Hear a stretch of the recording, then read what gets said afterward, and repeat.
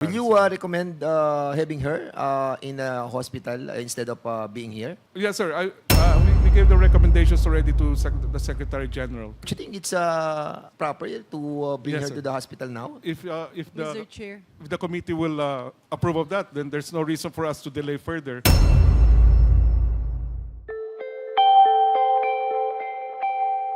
Congressman Zia, you're Yes, thank you, Mr. Chair. Mr. Chair, I was slated to ask questions to Ms. Ong prior to the episode that we just seen. I believe she had a medical condition which requires direct medical attention. Mr. Chair, we have here the head of our medical director of the House of Representatives who personally assessed and examined Ms. Ong. I would like to ask our doctor here, resident physician, what is now the status of Ms. Ong? What's the condition, really? Good evening, Mr. Chair. Good evening, everybody. Well, to put it in a nutshell, Ms. Cassandra Ong is quite unstable as of this moment. No, so definitely, as I saw in earlier, that her blood sugar was very low, unreadable now, doctora, even through the RBS, and then now it was after giving her some carbohydrates, it was raised to 169. Her blood pressure right now is only 80/40.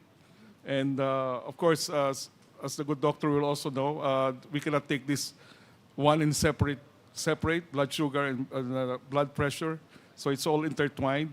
So that's why I can say that she's quite unstable now. One thing can affect the other thing. So that's it. In fact, if I may say, this morning when we checked her blood pressure is only 70/40. 70/40, and we did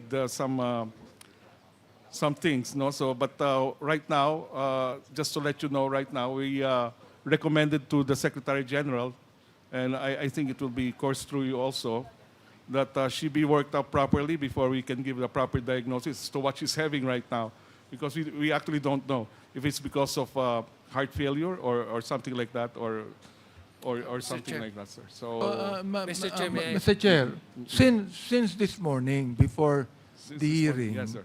Yes. her blood pressure is 70/40. Yes, that's the lowest that she had since 9 days ago. Mr. So Chair, usually she has 70/50, 80/50, 90/60. so But Mr. for Sir- 1 week, for almost 1 week, she's been like that, sir. So Sir we Chair- were trying to see if she can still attend, and actually we did not propose anything before today. But 70/40 is really quite alarming even for us. So we gave a recommendation, but I don't know if that will be sufficient enough to merit her workup. So Mr. Yes, sir. Chair, sa makatwid Mr. Chair, this blood sugar po niya, Yes, sir. is it normal in the normal range despite giving her despite after giving her the Yeah. soft drinks? Kasi usually you have to give her sugar, 'di ba? Intake Yes, sir. soft drinks and Yes, sir. chocolate. So Yes, sir.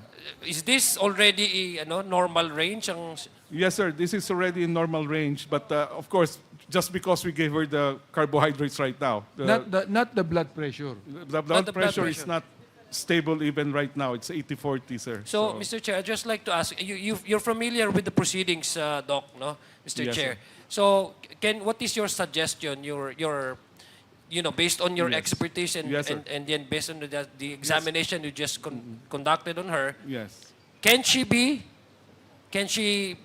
manage to answer questions from members of this committee, after having examined her with all these Yes, sir. prognosis with the blood sugar and with the BP and etc.? What is your expert sir. recommendation? My Your recommendation. professional Yes, sir. recommendation.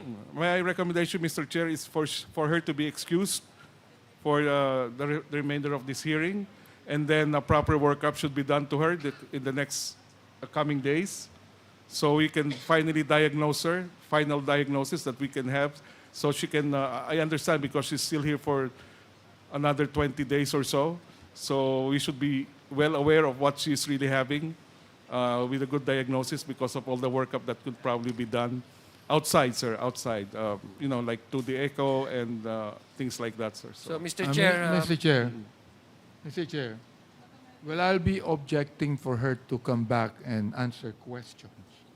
Perhaps my recommendation would be that you put an IV to her, di ba? If necessary. Yes, sir. And then secondly, I think she must be brought to the hospital. To the hospital, Yes po. di ba? Yes po.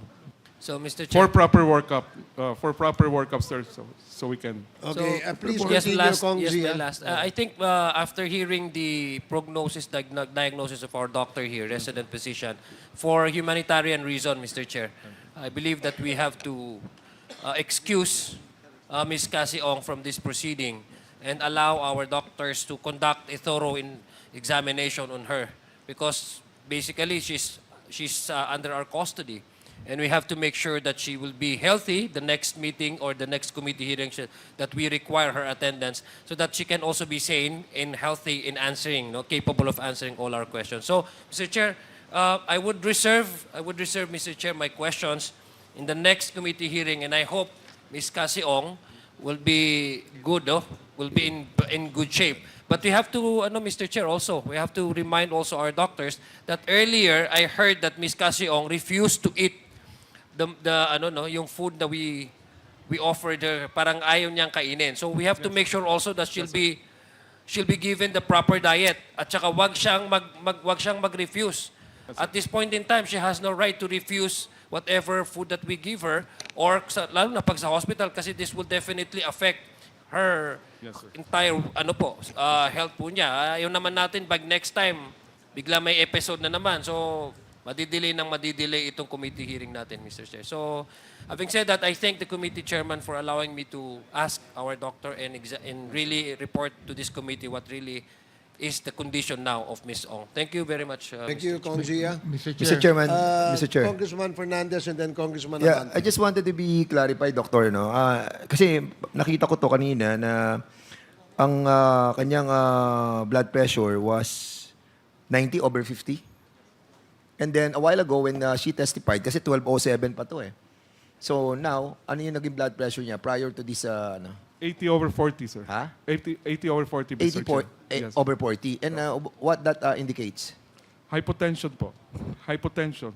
And her It's, blood sugar, kanina mababa, it jumped to 167 Yes, sir. That's a normal consequence because of giving the her. iced tea. Yes, sir. But it is temporary. I would presume, sir, it will be temporary. Will you sir. recommend having her in a hospital instead of being here? Yes, sir.